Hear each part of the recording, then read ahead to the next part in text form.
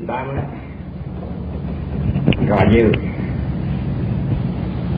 esta noche vamos a abordar algunos temas bastante interesantes, de palpitante actualidad.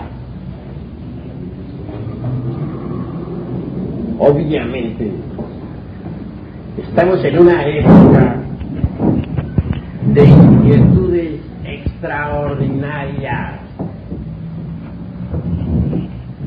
Es necesario, se requiere reflexionar profundamente sobre el momento actual en que vivimos. Tenemos una poderosa civilización moderna. Se ha hecho muchos avances en el terreno de la física, de la química, de la medicina, de la ingeniería, etcétera, etcétera, etcétera. Hemos levantado una gran civilización, poderosas naves dirigidas hacia la luna, han sondeado el espacio, han estudiado o han aterrizado en el suelo lunar, etcétera. También se han enviado naves a Venus, aunque no hayan ido tripuladas. Se proyectan excursiones a Marte. Se ha dicho que por el año 85 o algo más, Estados Unidos va a enviar un cohete atómico al planeta Marte, tripulado. Aguardaremos resultados concretos sobre el particular. Todo esto en el fondo es fascinante, extraordinario. La televisión ha cumplido una gran misión. Gracias a la televisión pudimos perfectamente seguir las huellas de los cohetes que descendieron en la luna. Entonces, mucho se supo sobre la vida lunar. Se investigó bastante. Antes se pensaba que la luna era un pedazo de tierra proyectado al espacio. Las pruebas con el carbono 14 fueron definitivas. Se llegó a la conclusión lógica de que la luna es anterior a la Tierra, es más antigua, y esto de por sí resulta sensacional. Entonces, todos esos sabios que sostuvieron en el pasado la teoría de que la luna era un pedazo de tierra proyectado al espacio, se equivocaron lamentablemente. Repito, las pruebas con el carbono 14, el análisis riguroso de los guijarros lunares, nos indicaron que tales sabios que en el pasado sostuvieran la tesis de que la luna era un pedazo de tierra, resultó específicamente equivocado. Así pues, estamos en una época de grandes inquietudes científicas y nosotros debemos siquiera por un rato reflexionar profundamente sobre todas estas cosas. Ustedes están aquí porque tienen inquietudes. Yo también estoy aquí por las inquietudes que tengo. Ustedes han venido dispuestos a escucharme. Yo estoy dispuesto a platicarles. Entre ustedes y yo debe haber un intercambio de ideas. Nos hemos reunido precisamente para estudiar en conjunto muchas cosas, para analizar diversos asuntos importantes que a ustedes y a mí nos interesan. Quiero que entre todos nosotros analicemos estos temas de palpitante actualidad. Obviamente, luchamos por la conquista del espacio y esto lo estamos haciendo sinceramente. Nuestros científicos vuelan en alas de sus proyectos hacia un futuro en que el hombre ha de conquistar definitivamente a otros mundos. Pero no debemos en manera alguna dejarnos fascinar por tanta fenomenología. Conviene que con carácter propio investiguemos. Así nos evitaremos posiblemente muchos desengaños. Se ha hablado mucho en esta época, y eso lo saben ustedes, sobre la cuestión esa de naves cósmicas provenientes de otros mundos. Hay una especie de antimonia, de antítesis muy interesante entre cohetes disparados por tirios y troyanos a la Luna, o a Venus, o a Marte, etc.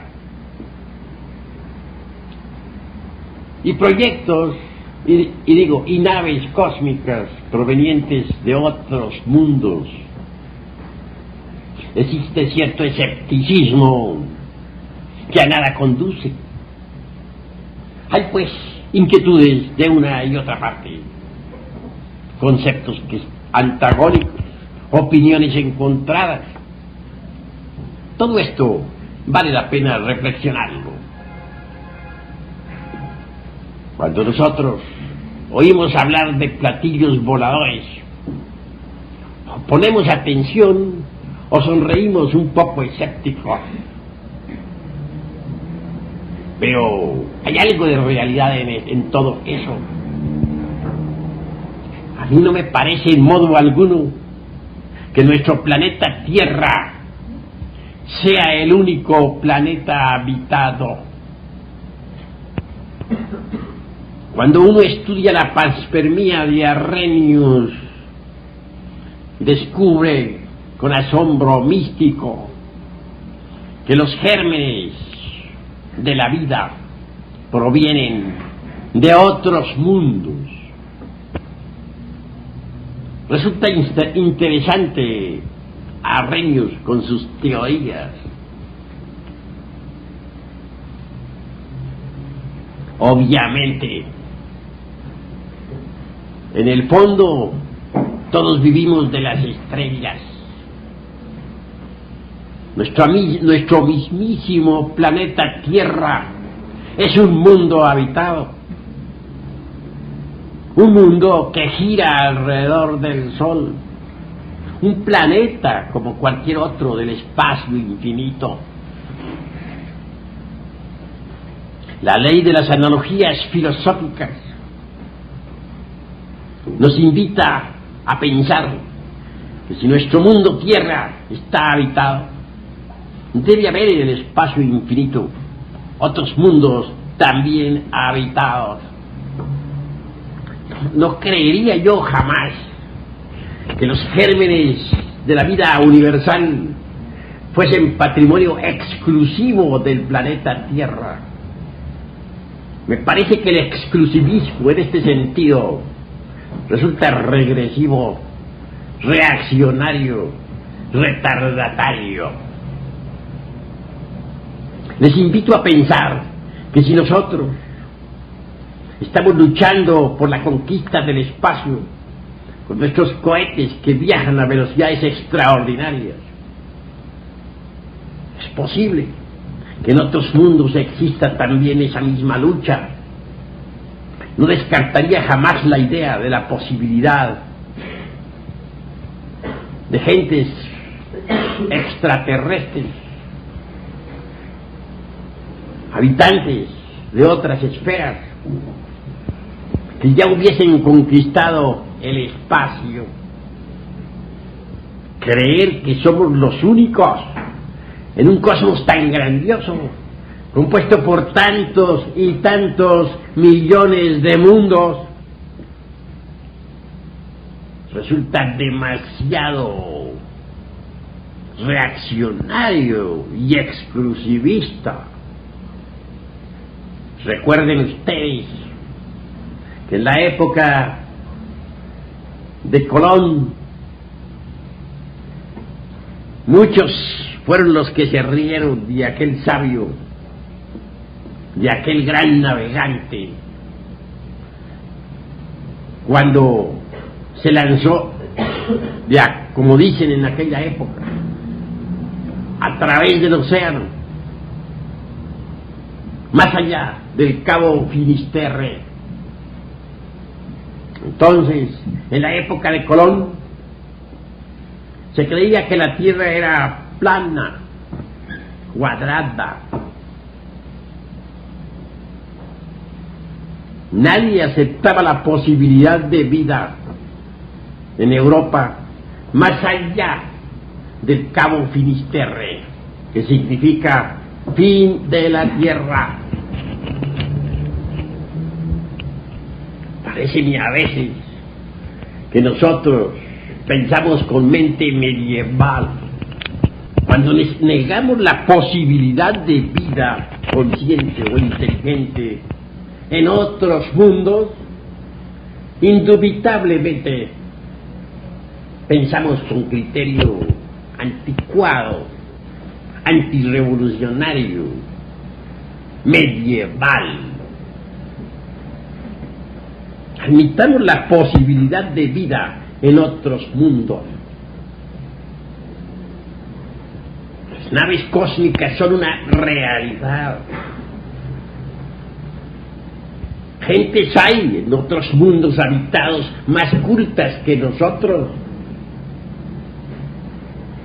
que ya conquistaron el espacio, y de eso puedo darles a ustedes testimonio fehaciente.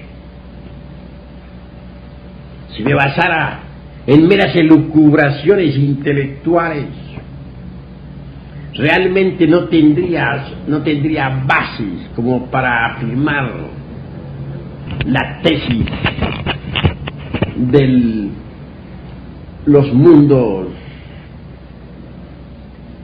habitados por gentes extraterrestres. Si me basara únicamente en puras concepciones intelectivas o en la lógica formal o dialéctica para enfatizar la idea de la posibilidad de la existencia de los extraterrestres, no pasaría de ser un teórico más. A mí en verdad me consta la existencia de los extraterrestres. Los conozco personalmente, en carne y hueso, y por eso no tengo inconveniente alguna en dar testimonio. Si ustedes creen, está bien. Si no creen, está bien. Si aceptan, maravilloso. Si rechazan, es cuestión de ustedes. En todo caso, daré mi testimonio. Algún día, no importa cuál, hallándome en el Distrito Federal, hube de visitar el desierto de los leones. Quería estar en paz, aunque fuese por algunas horas. Deseaba entregarme a las más serenas reflexiones. De pronto me sentí atraído hacia cierto lugar del bosque. Había allí un espacio dentro de una arboleda. No sé por qué me dio por dirigirme personalmente al lugar indicado. Lo cierto fue que hallé una enorme nave cósmica sobre un trípode de acero. Obviamente, les confieso a ustedes en nombre de la verdad que me sentí completamente confundido, conmovido. Tal hallazgo me dejó absolutamente sorprendido.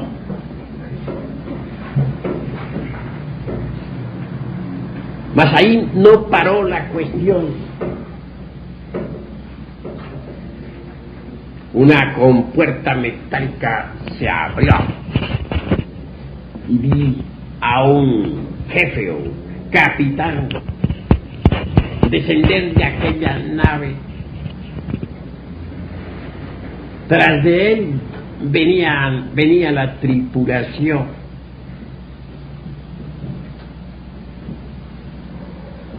Naturalmente me dirigí al jefe, al capitán. Le saludé y él me contestó en perfecto español el saludo.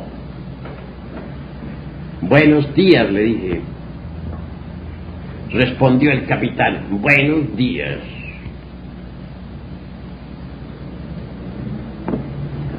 Entre la tripulación vi a dos damas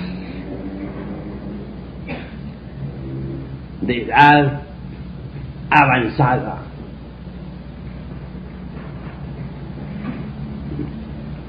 ¿Qué edad tendrían? No lo sé. Incuestionablemente ella tendría edades correspondientes a otros tiempos, no a nuestro tiempo terrenal.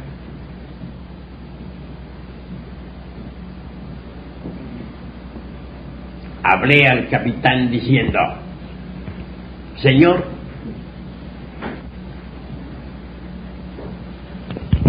me gustaría conocer el planeta Marte.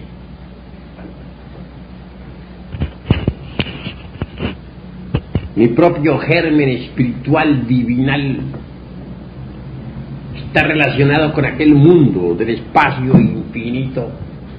Mi mónada, dijera, hablando al estilo de Leibniz, que tanto se ocupó sobre las mónadas. El capitán guardó silencio. Sin embargo, después de unos minutos, tomó la palabra y dijo, ¿a Marte dice usted? Sí, me gustaría conocer el planeta Marte y que ustedes me llevaran. Estoy dispuesto a irme con ustedes ya, inmediatamente. Nada me puede atraer al planeta Tierra.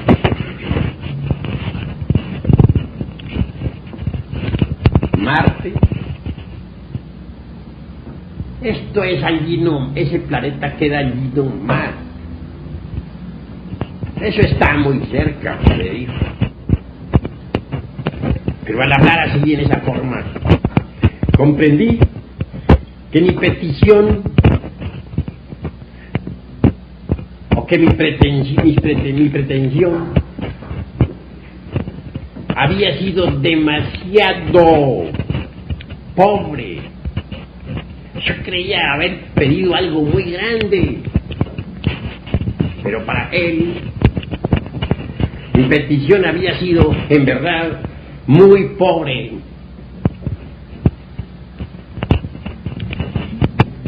Por ciertas indicaciones intuitivas, pude dar a entender que aquella nave que me había parecido tan espléndida provenía de una nave matriz que había quedado en órbita alrededor de la Tierra. El sistema solar nuestro, conocido con el nombre de Sistema Solar de Ors, no era en modo alguno para el capitán aquel más que uno de los tantos sistemas solares del inalterable infinito. Indudablemente me hallaba frente a frente de viajeros intergalácticos, de gentes que viajan de galaxia en galaxia, de individuos sabios y conscientes.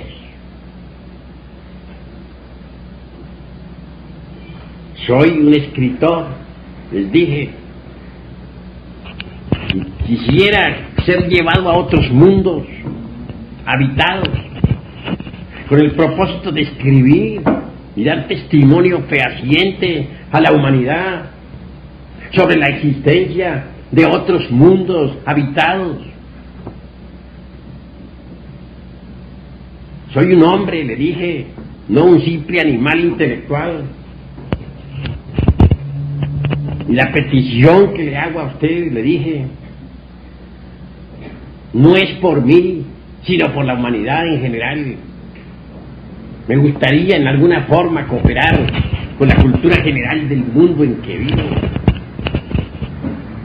Arguí muchos conceptos, pero aquel capitán guardaba silencio. Hasta me agarré al trípode aquel de acero con el propósito de no desprenderme de ahí más hasta que se resolviera meterme en su nave y me llevara. Mas todo fue inútil. Guardaba silencio. Examiné a aquel hombre y a toda la tripulación. Personajes de un color cobrizo, amplia frente, delgados de cuerpo, estatura de 1,20 m o 30 o 40 centímetros jamás. El capitán tenía en su mano como una especie de algo metálico que francamente no entendí. La tripulación, al fin, se sentó en unos troncos de madera que hay en el bosque. Las damas eran dos, ancianas, venerables, y yo no pude hacer menos que observar tan extrañas criaturas, inteligentes, sabias, respetuosas. No vi en ellos la perversidad terrestre. Podía notar cuidadosamente el sentido de responsabilidad moral que tenían. Hablaban poco, porque tienen un concepto muy elevado sobre la palabra. Ellos no echan a volar la palabra como nosotros. Hablan poco y dicen mucho. Para ellos, la palabra es oro, oro en polvo. Solo la usan en casos muy indispensables. No les vi cara de asesinos, como nosotros, los terrícolas. Tampoco les vi los planes maquiavélicos con que tanto se adornan ciertas películas en estas extrañas criaturas solamente brillaba la sabiduría, el amor y el poder. Hombres, pero hombres de verdad, en el sentido más completo de la palabra. Ninguno de ellos quiso raptarme, al contrario, luché demasiado rogándoles que me llevaran. Estoy seguro que si se me hubiese concedido tal petición, en modo alguno habrían hecho de mí un conejo del laboratorio. Otra cosa somos nosotros los terrícolas. Si lográramos atrapar a un extraterrestre, seguro que va para el laboratorio. Y en cuanto a la nave, la confiscaremos. Y con ella, como patrón, podremos construir muchas para bombardear ciudades indefensas, para conquistar otros mundos a la fuerza y hacer diablura y media. Porque nosotros, los terrícolas, empezando por mí, somos en verdad terriblemente perversos. Esa es la cruda realidad de los hechos. En modo alguno he venido aquí a lavarme las manos delante de ustedes y a decirles que soy una mansa oveja. No.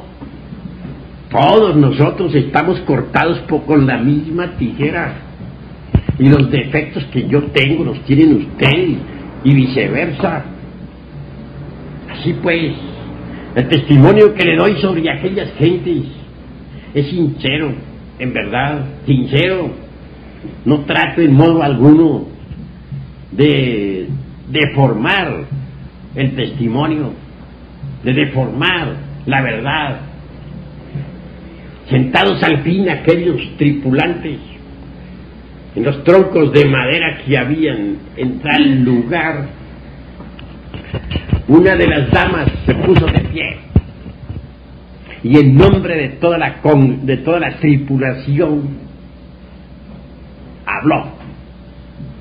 Dijo: si colocamos nosotros una planta que no es aromática junto a otra que sí lo es, la que no es aromática se impregnará con el aroma de la que sí es aromática. Luego prosiguió: lo mismo sucede en los mundos habitados, mundos que en el pasado andaban mal, con humanidades perversas. Poco a poco se fueron transformando con el aroma, con la vibración de los mundos vecinos.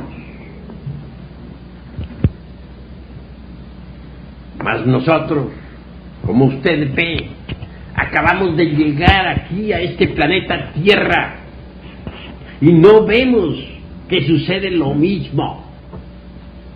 ¿Qué es lo que pasa en este planeta?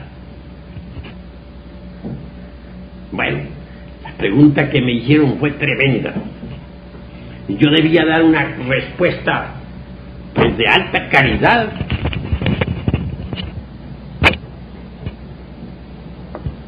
Sin reflexionarlo mucho, pero eso sí, cuidando muy bien la palabra, dije: este planeta Tierra es una equivocación de los dioses. Pues luego completé, redondeé el concepto lo mejor que pude para decir: este es el karma de los mundos. Karma es una palabra que representa o que significa causa y efecto. Tal causa, tal efecto.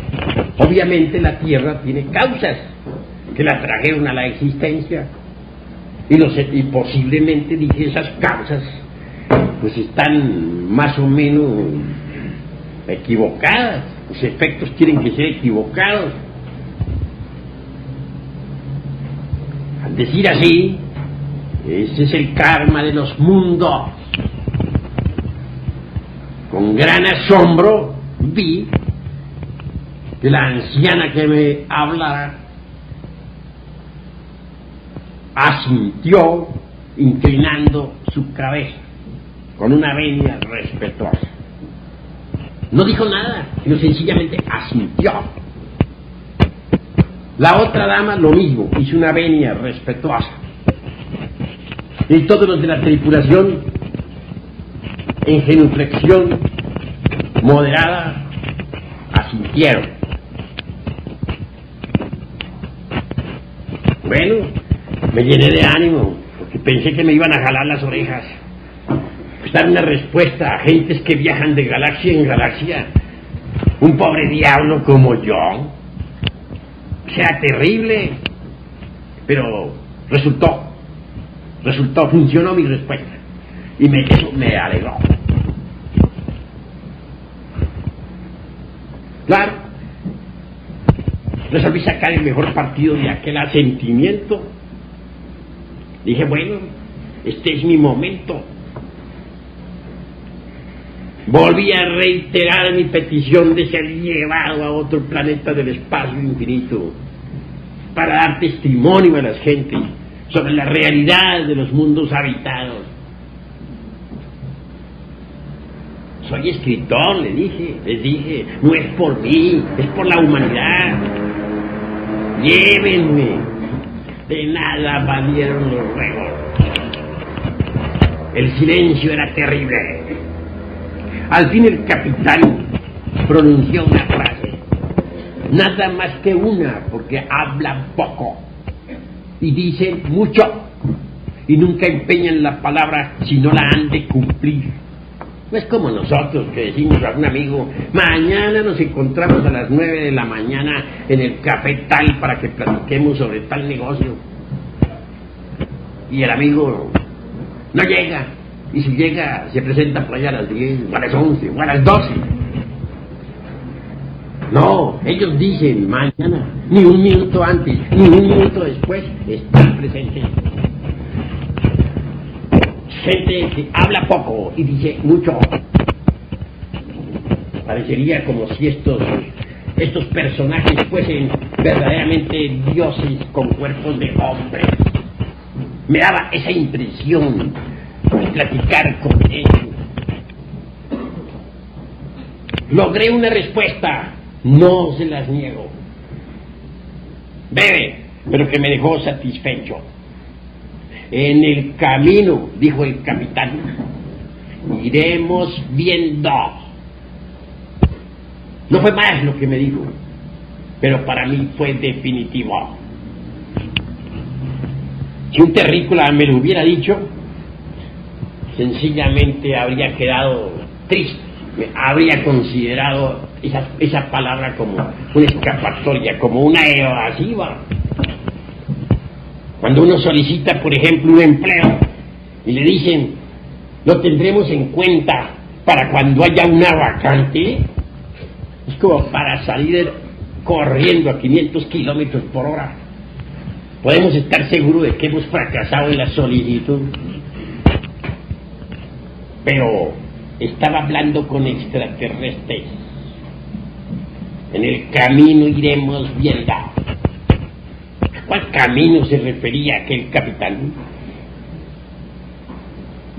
Al camino esotérico, iniciático, a una senda que yo estoy siguiendo y que muchos están siguiendo.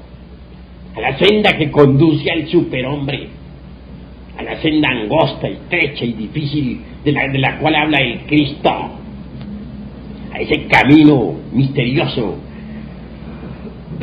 que recorrieron un Dante, un Hermes Trismegisto o un Jesús de Nazaret. Yo sigo ese camino. Por lo tanto, las palabras de aquel capitán me llenaron de ánimo. Luego me dio la mano, su diestra. Subió a la nave por una escalerilla. Le siguieron los de la tripulación. Comprendí que debía retirarme y así lo hice. No quería en modo alguno que mi cuerpo físico se desintegrase instantáneamente con la fuerza de aquella nave. y me retiré. Sí, a cierta distancia. Pude observar a través de los árboles el momento en que aquella nave despegara, giró vertiginosamente, subió lentamente hasta cierto punto y luego se precipitó en el espacio infinito, sin hacer ruido alguno. Les aseguro a ustedes que estoy dando un testimonio sobre gentes que ya conquistaron el espacio, sobre los extraterrestres. He venido aquí a decirles a ustedes la verdad y nada más que la verdad. No he venido a darles testimonios falsos, porque con eso no ganaría yo nada, ni tampoco ustedes ganarían nada. Me engañaría a mí mismo y cometería el crimen absurdo de engañar a mis semejantes. No, les estoy dando un testimonio de la verdad, de lo que me consta sobre los extraterrestres. ¿Ustedes creen? Maravilloso. Si no creen, no me importa. Si se ríen, allá ustedes. En todo caso, el que ríe de lo que desconoce, dice Víctor Hugo en una de sus obras, está en el camino de ser idiota. Yo doy el testimonio, ustedes sabrán. Hay otras gentes que ya conquistaron el espacio, pero no son terrícolas. Son gentes que vienen de otros mundos, densamente poblados. Sí he podido comprender que estos que conquistaron el espacio infinito son gentes que no tienen vicios, no beben, no fuman, no fornican, no adulteran, no roban, no matan. Son perfectos en el sentido más completo de la palabra. Me digo a mí mismo y les digo a ustedes y pienso en voz alta: nosotros los terrícolas,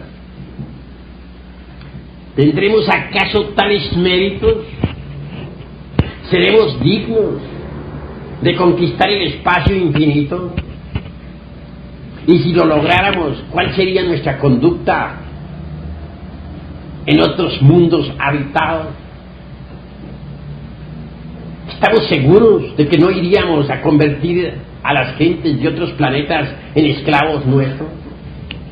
¿Estamos seguros de que no iríamos a beber allá, a fumar, a adulterar, etcétera? ¿Somos tan perfectos que merecemos conquistar ya el espacio infinito? Ahora bien, esas naves cósmicas, entiendo que son multidimensionales. Me parece que las 3 dimensiones de largo, ancho y alto no son todo.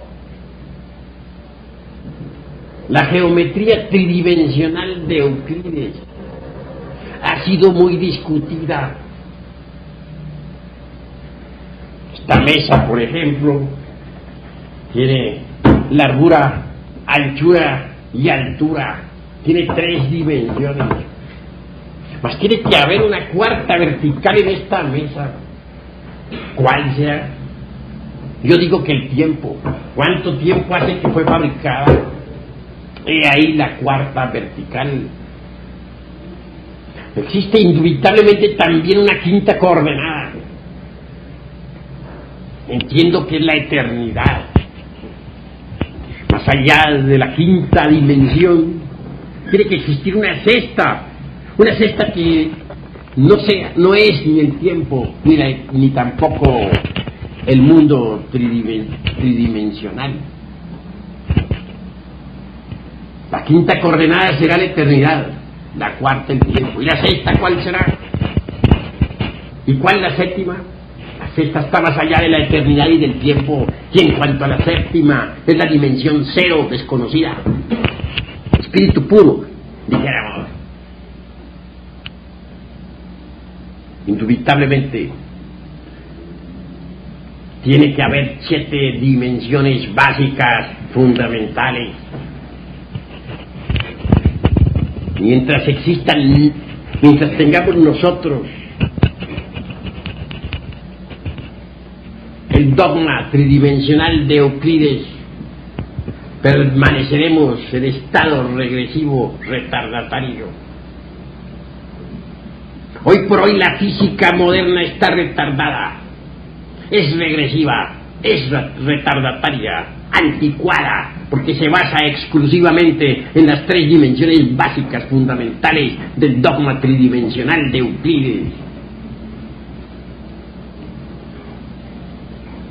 Las naves extraterrestres están basadas en una geometría diferente. Yo digo que hay que crear una geometría tetradimensional. Y esto sería posible si investigáramos más a fondo el átomo. Obviamente es en el átomo donde está trazada la cuarta vertical. El día que podamos trazar la cuarta vertical en el papel, podremos también entonces crear una geometría tetradimensional. Con una geometría así podríamos fabricar naves de 4 dimensiones, naves capaces de viajar en el tiempo, ya hacia el remoto pasado, ya hacia el remoto futuro. Con naves así podríamos conquistar el espacio infinito. Mas nosotros todavía no podemos crear ese tipo de naves. Para viajar a Marte nos echaremos 2 años en un cohete atómico. Según pude entender de las afirmaciones de aquellos extraterrestres que conocí en el desierto de los leones, en cuestión de minutos ellos están en Marte. Para ellos Marte es allí nomás, como quien dice en la tienda de la esquina. Y es que ellos meten sus naves dentro de la cuarta vertical. Tales naves están propulsadas con energía solar. Y esto es maravilloso. Nosotros necesitamos enviar cohetes equipados con combustible líquido. Nuestros astronautas tienen que hacer 50,000 maromas para poder bajar en la luna. Ellos no necesitan de tales maromas. Para ellos la luna está allí nomás. Así pues, no veo por qué hemos de sentirnos orgullosos con nuestra tan cacareada civilización moderna. Yo les invito a ustedes sencillamente a dejar por un momento el engreimiento, el orgullo. Les invito a comprender que nosotros, los terrícolas, somos apenas embriones y que nuestra tan cacareada civilización moderna no vale realmente la pena. Yo les invito a ustedes a investigar a fondo toda esta cuestión de la conquista del espacio interplanetario. Hay necesidad de analizar, hay necesidad de estudiar, hay necesidad de comprender.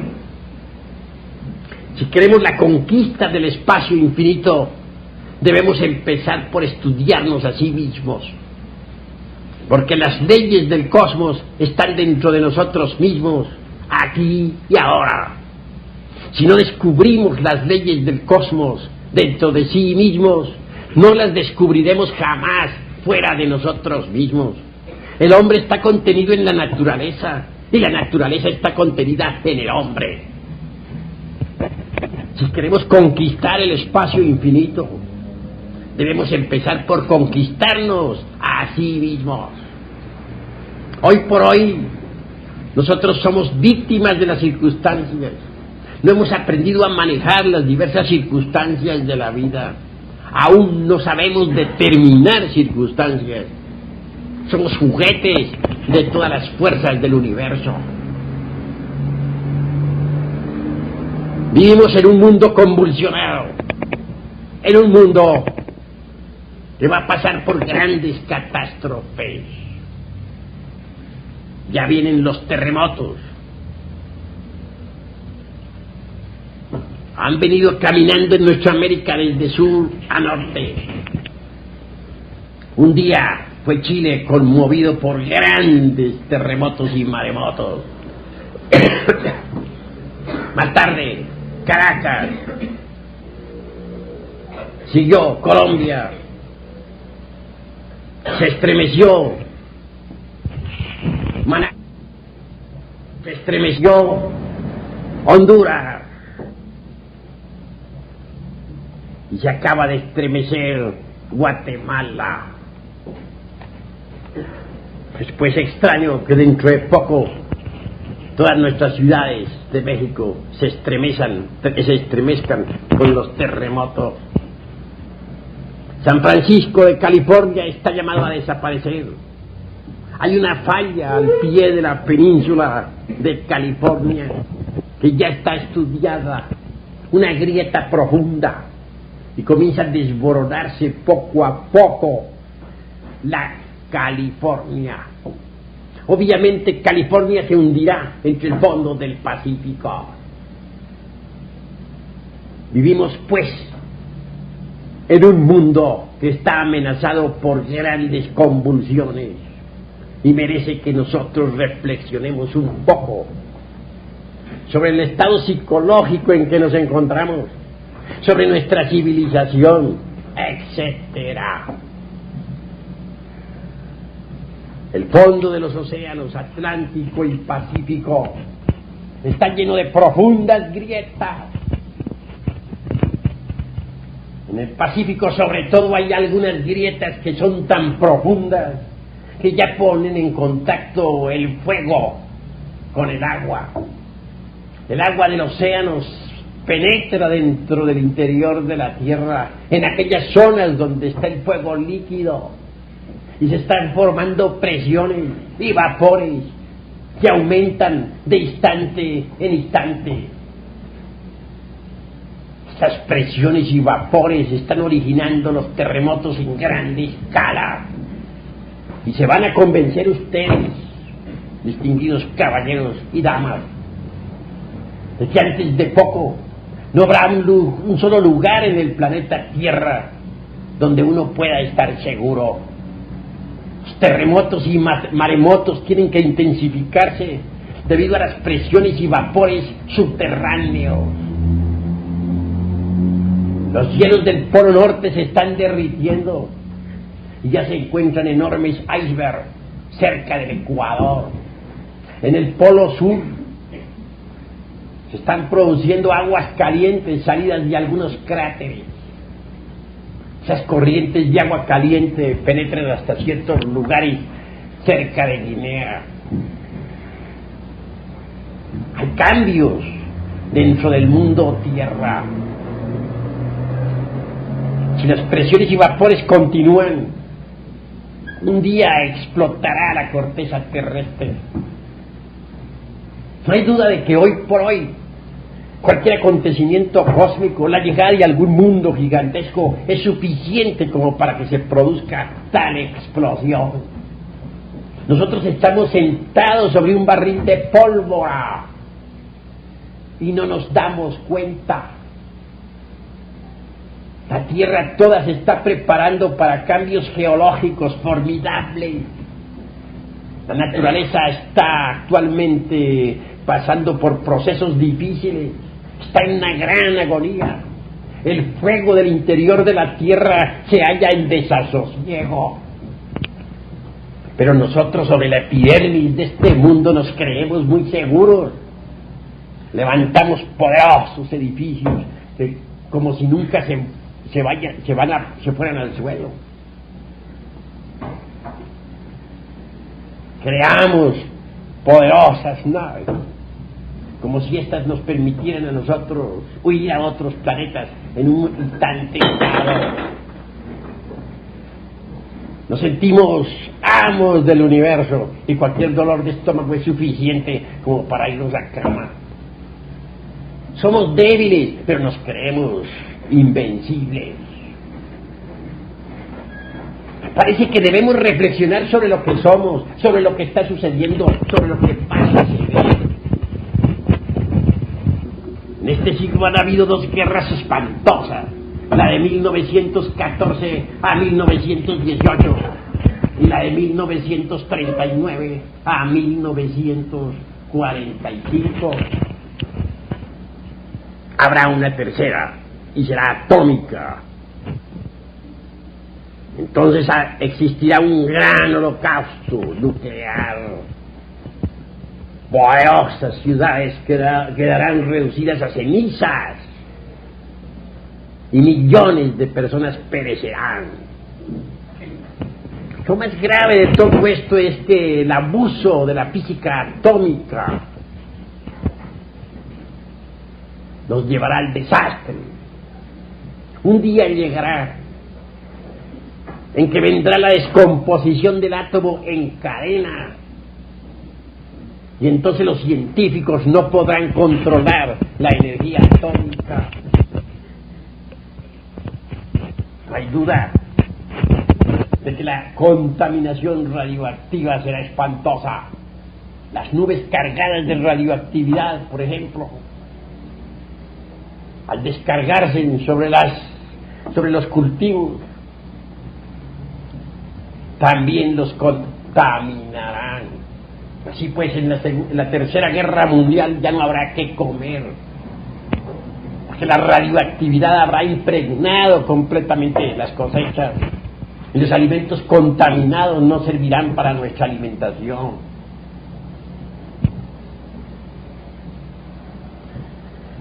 Al paso que vamos, no debemos sentirnos muy seguros de una civilización que tambarea, ni tampoco debemos estar muy seguros de nuestras teorías, de nuestros conceptos, de nuestras ideas. Merece la pena que revisemos todo lo que hemos aprendido en la escuela, en el colegio, en la universidad, en los libros escritos por distintos escritores. No trato de atacar ninguna teoría, no, únicamente estoy invitándoles a ustedes a la reflexión y nada más. Ese es el objeto de esta plática. Hay una ley que se conoce como ley de la entropía universal. Si nosotros colocamos dos marmitas llenas de agua, una conteniendo agua caliente y otra conteniendo agua fría, si las colocamos juntas, veremos un desorden involutivo. He ahí lo que es la entropía universal. Si las gentes no trabajan sobre sí mismas, si no procuran pasar por una especie de revolución psicológica, si no modifican sus costumbres, su manera de vivir y de ser, marcharán de acuerdo con la ley de la entropía, involucionarán en el tiempo, y un día no habrá diferencia entre persona y persona. Todos seremos terriblemente perversos. En cuanto al planeta Tierra, no podemos negar que está metido dentro de la ley de la entropía. La atmósfera se halla completamente contaminada. Los mares se han convertido en enormes basureros.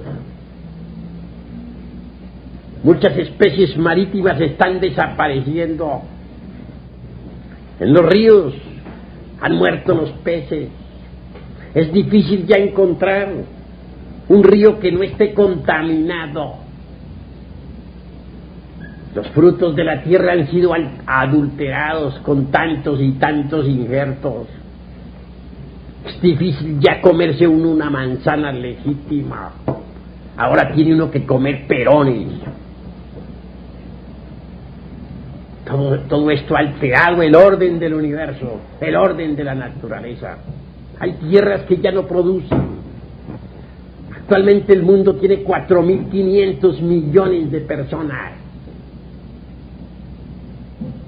Y no alcanza a los alimentos para sostener a tanta gente. En próximos años serán millones las personas que morirán de hambre. Y actualmente es mucha la gente que está pereciendo. pues la Tierra toda está marchando de acuerdo con la ley de la entropía universal. Tierras que antes eran cultivables, que daban frutos en abundancia para sostener a todo el mundo, ahora son estériles. Los experimentos hechos con la energía atómica, los abonos químicos han echado a perder las tierras. Todo marcha en forma involutiva. La Tierra misma en este momento está agonizando. Y lo más grave es que está agonizando y nosotros no nos damos cuenta de que está agonizando. Obviamente, si una persona está agonizando, ya sabemos lo que le aguarda. Similarmente, si nuestro planeta está agonizando, debemos entender lo que le aguarda. Un día quedaría igualada la Tierra en todas partes, convertida en un Sahara, o en otros términos, convertida en una luna más del espacio infinito. Mas la sabiduría del demiurgo, creador del universo, es grande. No está de más decirles a ustedes en forma enfática que solo mediante el sacrificio es posible la transformación. Si, por ejemplo, no sacrificáramos el combustible de la locomotora, no habría fuerza motriz para mover el tren. Similarmente diremos que mediante el gran sacrificio es posible también la transformación del mundo. Sabemos demasiado que los ejes de la Tierra se están verticalizando. No está lejano el día en que los polos se convertirán en ecuador. No está lejano el día en que el ecuador se convertirá en polo. Cuando esto sea, los mares cambiarán de lecho y se tragarán el planeta entero. No hay duda de que vendrá un gran caos. Será un caos que actualmente ya los hielos del Polo Norte, repito, se están derritiendo. Esto origina enormes ciclones que arrasan con ciudades enteras y que causan estragos como los que causaron hace poco. El ciclón ese terrible que acabó con Honduras. Así que los icebergs se encuentran ahora por montones cerca de la zona ecuatorial. Ya no coincide el polo magnético con el polo geológico. Si un avión saliera directo en estos instantes hacia el polo norte, guiado por la brújula, y si luego descendiera exactamente sobre el polo, hallarían los pilotos con asombro que allí no está el polo geológico. El polo geológico está desviado, se dirige hacia el ecuador, de manera que el polo magnético y el geológico ya no coinciden. Esto hace que cambien los climas, que se noten ciertos desórdenes en las estaciones, sobre todo en la primavera y el verano. Esto hace que los mares un día se desplacen, que esta poderosa civilización que hemos creado nosotros se destruya. Lo más grave es que con ella nos destruiremos nosotros también y pereceremos. Nuestros antepasados de Anáhuac dijeron: los hijos del quinto sol, refiriéndose a nosotros, perecerán con el fuego y los terremotos. Esto está debidamente testimoniado ahora con la catástrofe de Guatemala, que entre paréntesis fue muy grave y que no solamente tembló, sino que sigue temblando en ese país y los muertos están aumentando. Así pues que la humanidad perecerá por el fuego y los terremotos. Y por último será definitivamente barrida de la faz de la tierra por el cambio del lecho de los océanos. Mas así, mediante ese tremendo y espantoso sacrificio, surgirá un día del caos, continentes nuevos, donde vivirá una nueva humanidad. Ya Virgilio, el poeta de Mantua, dijo: llegó la edad de oro y una nueva progenie manda. Si nosotros somos tan perversos que provocamos guerras atómicas, habrá un día en que vivirá sobre la faz de la tierra una humanidad pacífica, una humanidad llena de amor, una humanidad inocente y pura, una humanidad bella y sabia. Me parece que este planeta ha salido de entre la conciencia de eso que se llama Dios, de lo inefable. Si se nos ha dado si hasta ahora hemos marchado por el camino de la perversidad, tendremos que perecer. Pero habrán cielos nuevos y tierras nuevas, como dijo Pedro en su epístola a los romanos, y en ellos vivirá una humanidad nueva. Haciendo reconsideraciones sobre todos estos principios, bien vale la pena que luchemos nosotros por una transformación radical. Bien vale la pena que establezcamos dentro de nosotros un nuevo orden. No nos conocemos a sí mismos, necesitamos conocernos. Dentro de nosotros hay maravillas que desconocemos. Alguien me decía el otro día: yo sí me conozco a sí mismo, señor. Me alegra, le respondí, que usted se conozca a sí mismo. Pero contésteme usted la siguiente pregunta: ¿cuántos átomos tiene un solo pelo de su bigote? Al hacerle esta pregunta, guardó silencio. Dijo eso, y por último exclamó: eso sí no lo sé. Le dije: si usted no conoce ni siquiera cuántos átomos hay en un pelo de su bigote, ¿cómo es que se atreve usted a decir con gran énfasis que se conoce a sí mismo en forma íntegra, unitotal? El hombre quedó confundido. Dentro de nosotros hay algo más que cuerpo físico. Existe una psicología revolucionaria que hay que estudiar. El cuerpo físico no es todo. Ustedes se sienten atraídos hacia lo físico. Las gentes admiten que tienen un cuerpo de carne y hueso porque lo pueden tocar, porque lo pueden palpar. Pero difícilmente aceptan que tienen una psicología, porque esto sí no lo pueden palpar físicamente. Cuando alguien admite que tiene su propia idiosincrasia psicológica particular, individual, de hecho comienza a autoobservarse. Obviamente, cuando alguien se autoobserva, comienza a ser diferente a los demás, da las posibilidades de cambiar. De entre toda esta humanidad habrá de ser salvado un núcleo de gentes que cambien, de gentes que logren por anticipación un cambio psicológico. Tales gentes serán asistidas y llevadas a cierto lugar del Pacífico. Desde allí podrán contemplar el duelo del agua y del fuego durante siglos. Y al fin, cuando surjan tierras nuevas del fondo de los mares, esas gentes que hayan cambiado podrán vivir en paz, convertirse en el núcleo de una futura humanidad. Pero necesitamos cambiar, y no podríamos cambiar si no nos auto-observamos psicológicamente. Por eso dije que cuando alguien comienza a auto-observarse psicológicamente, da esperanzas de cambiar, se vuelve una persona diferente.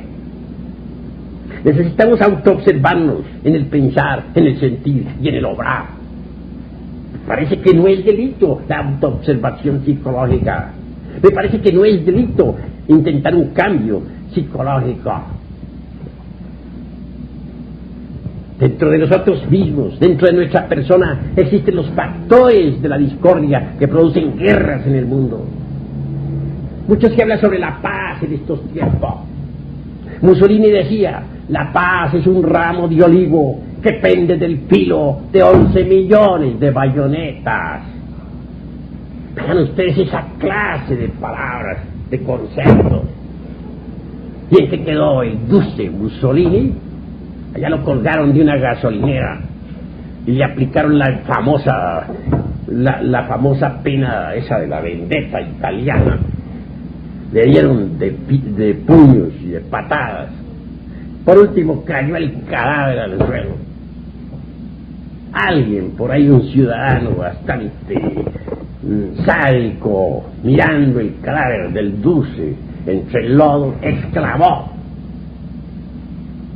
el Duce se ha vuelto un cerdo. Así que la paz no es cuestión de propagandas, ni de apaciguamientos, ni de ONU, ni de ejércitos pro paz, etcétera. Recuerden ustedes que la ONU ha enviado también ejércitos que han ido a pelear por la paz.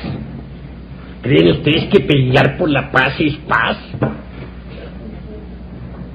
Ustedes mismos son testigos de que la ONU dispone de ejércitos y que estos han atacado a otras fuerzas, que han bombardeado, que han empuñado el fusil. ¿Creen ustedes que aquí se trabaja por la paz? En el mundo habrán guerras, mientras dentro de nosotros existan los factores que producen guerra.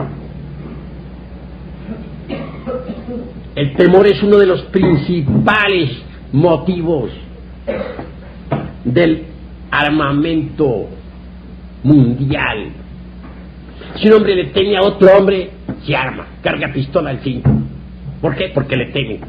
Si no le temiera, no se armaría. Si una nación se arma hasta los dientes, se adquiere bombas atómicas, cañones ultramodernos, etcétera, es porque teme que la invadan, teme que otra nación le ataque. El miedo hace cometer muchas injusticias. Un hombre mata a otro por miedo. El miedo a la vida hace que muchos se metan de ladrones.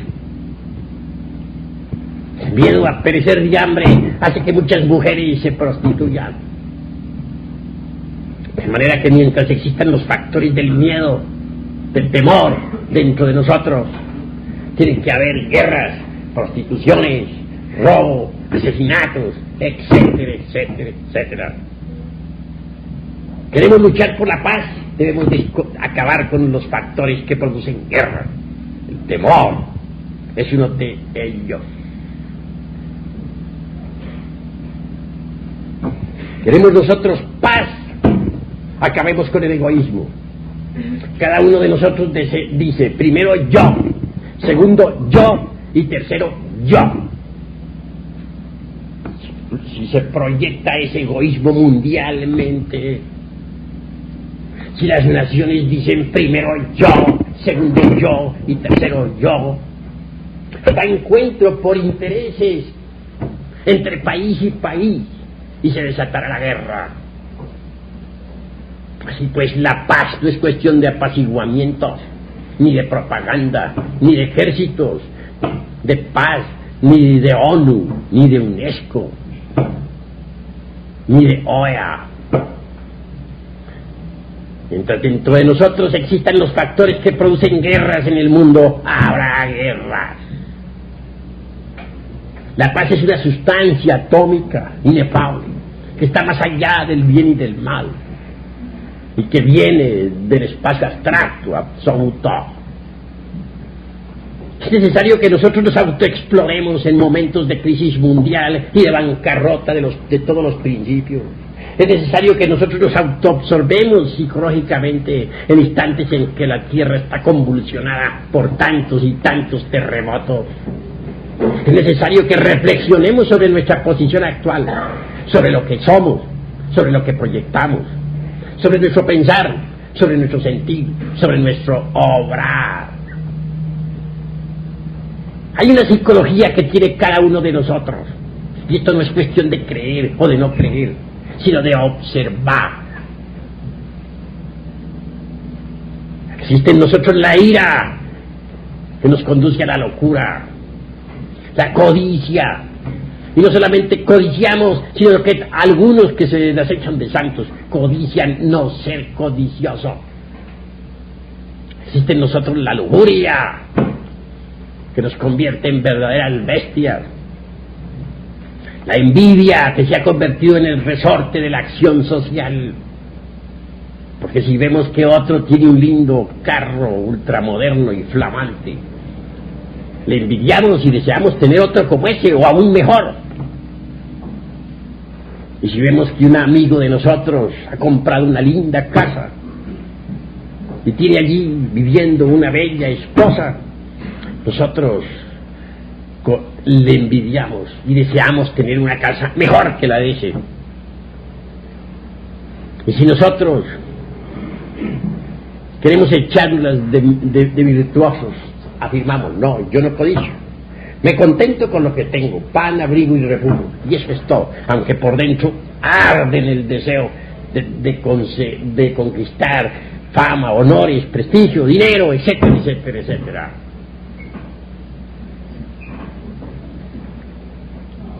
Orgullo nos está corroyendo el corazón.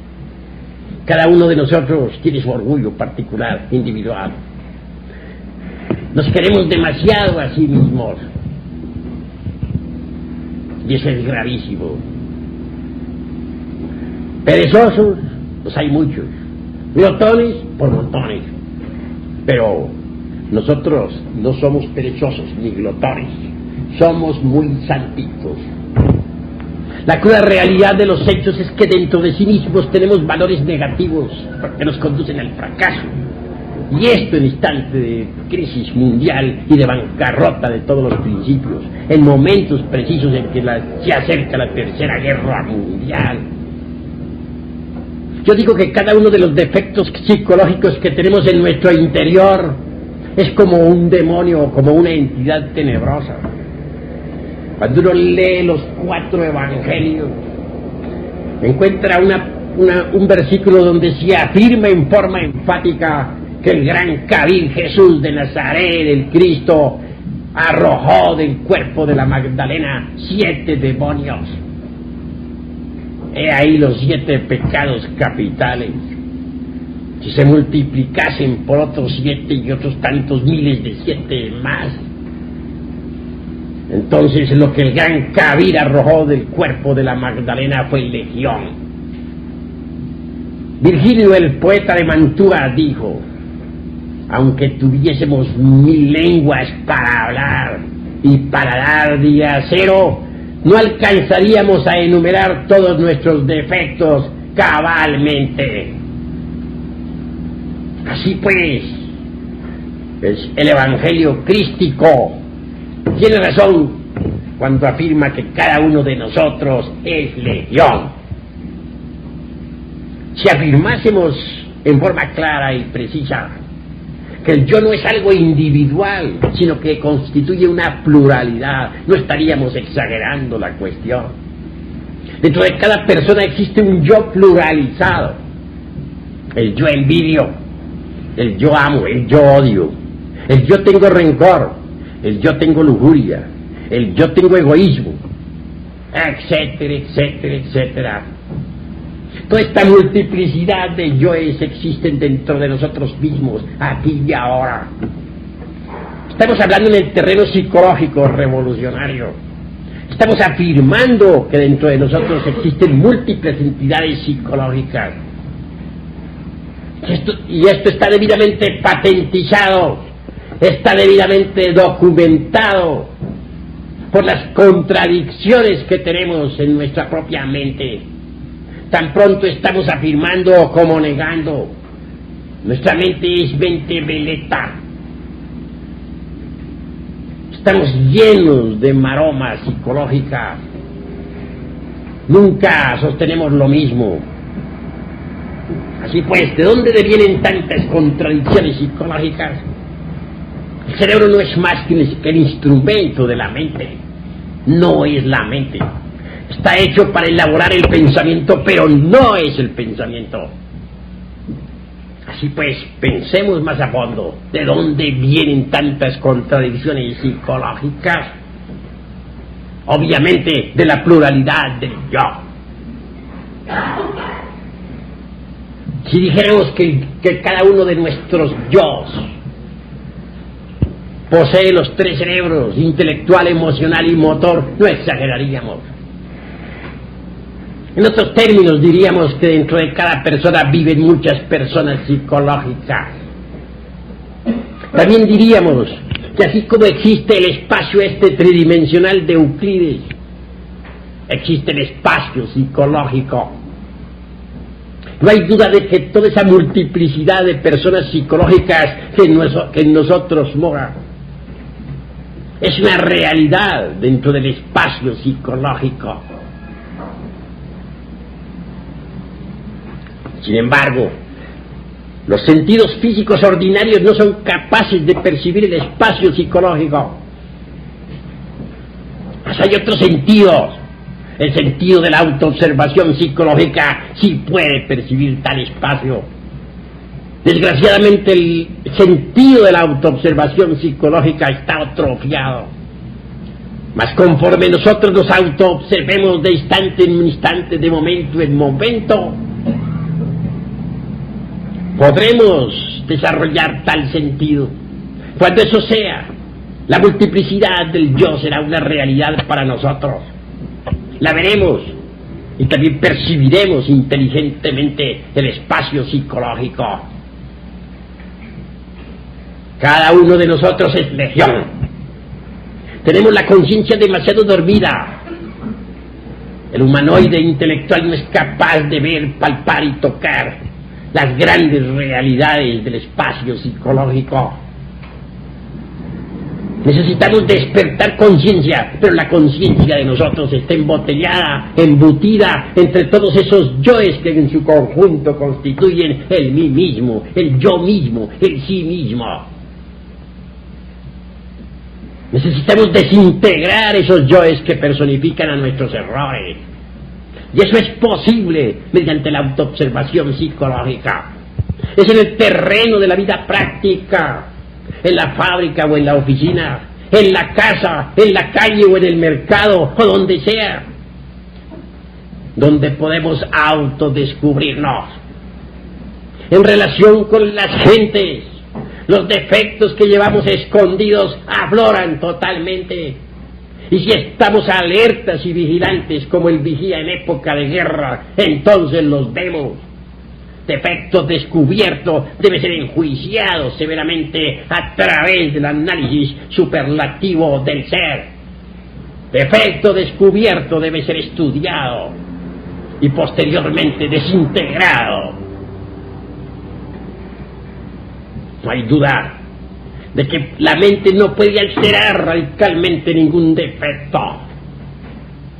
La mente puede justificar tal o cual error, cambiarlo, pasarlo de un departamento a otro del entendimiento, justificarlo o condenarlo, pero jamás desintegrarlo. Necesitamos de un poder que sea superior a la mente, capaz de aniquilar cualquier defecto. Afortunadamente tal poder se halla latente en el fondo de la anatomía humana. Quiero referirme en forma enfática a la asignatura astral del sexo. Quiero referirme en forma clara a Dios Madre, al principio amor, al eterno femenino divinal. Quiero referirme en forma clara a la divina madre Kundalini Shakti, Stella Maris o la Virgen del Mar, Tonantzin, Rea, María, Cibeles, Adonía, Insoberta, Diana, etcétera. Dios Madre subyace en la profundidad de nuestro propio ser. Es un poder flamígero que solamente el psicólogo avanzado puede percibir con el sentido de la autoobservación psicológica. Si se apela a ese poder ígneo o divinal, que es una variante de nuestro mismísimo ser, podríamos desintegrar perfectamente cualquier defecto psicológico que previamente hayamos comprendido en todos los niveles de la mente. Bastaría clamar, como clama un niño a su madre cuando tiene hambre o tiene sed. Bastaría suplicar a Devi Kundalini Shakti desintegrara cualquier yo defecto previamente comprendido. Así este quedaría reducido a polvareda cósmica, ceniza. Y la conciencia enfrascada, metida entre tal yo defecto, sería liberada. Por ese camino podríamos desintegrar todos los yos defectos y liberar la totalidad de la conciencia superlativa del ser. Una conciencia liberada, emancipada, es capaz de ver, tocar y palpar las grandes realidades del espacio psicológico. Una conciencia liberada está más allá de la mente y puede perfectamente descubrir la realidad de todos los fenómenos que suceden en el universo. Quiero que ustedes sepan que hay tres clases de mente. La primera podríamos denominarla la mente sensual. Esta elabora sus conceptos de contenido con las percepciones sensoriales externas. Nada sabe sobre el espacio psicológico, nada sabe sobre lo real, sobre Dios, etc. Ya lo de Manuel Kant, el filósofo de Königsberg, escribió una obra titulada La crítica de la razón pura. El pensamiento kantiano con todos sus silogismos, prosilogismos, esilogismos, etcétera, etcétera, etcétera, es formidable. Don Emanuel, con la crítica de la razón pura, demostró al mundo que la mente sensual nada puede saber sobre lo real, sobre la verdad, sobre Dios, etcétera. Elabora exclusivamente sus conceptos de contenido con las percepciones sensoriales externas. Y por lo tanto sobre la verdad no puede saber nada. Hay una segunda mente. Quiero referirme a la mente intermedia. Allí están depositados todos los dogmas, las creencias religiosas, etc. Cada cual es muy libre de creer lo que quiera. Nosotros, los gnósticos, en modo alguno nos pronunciaríamos contra las creencias ajenas. Sabemos respetar la religión y las religiones, porque consideramos que las religiones son como perlas preciosas engarzadas en el hilo de oro de la divinidad. Las creencias religiosas tampoco son percepción directa de la verdad. El sol existirá si creemos en él o no creemos. La tierra girará alrededor del astro rey, aunque no creamos. El fuego nos quemará el dedo cada vez que lo metamos entre la llama, aunque nosotros no creamos. Así pues, lo que un hombre crea o deje de creer, no es la verdad. Más allá de la mente intermedia está la mente interior. Si la mente sensual funciona con base precisamente en las percepciones sensoriales externas, la mente interior funciona con los resortes precisos de la conciencia superlativa y trascendental del ser. Así pues, la conciencia despierta puede conocer los fenómenos de la naturaleza en forma directa, completa, íntegra, unitotal. Y luego entregar esos datos a la mente interior. La mente interior con los datos de la conciencia superlativa del ser. conoce lo real, conoce los misterios de la vida y de la muerte,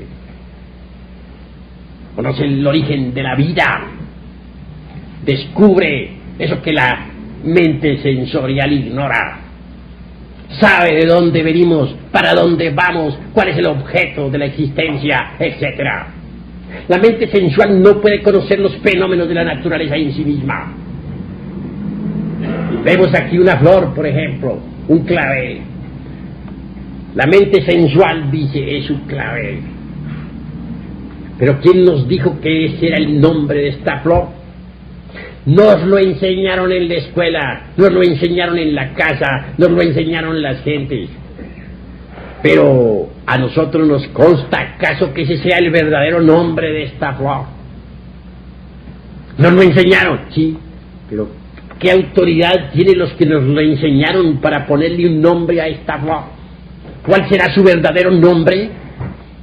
¿Somos acaso los amos de la sabiduría universal para saber cuál es el nombre que el divino arquitecto ha puesto a esta flor?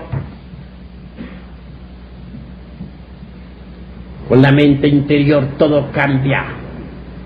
Decimos, el verdadero nombre de esta flor es tal o cual.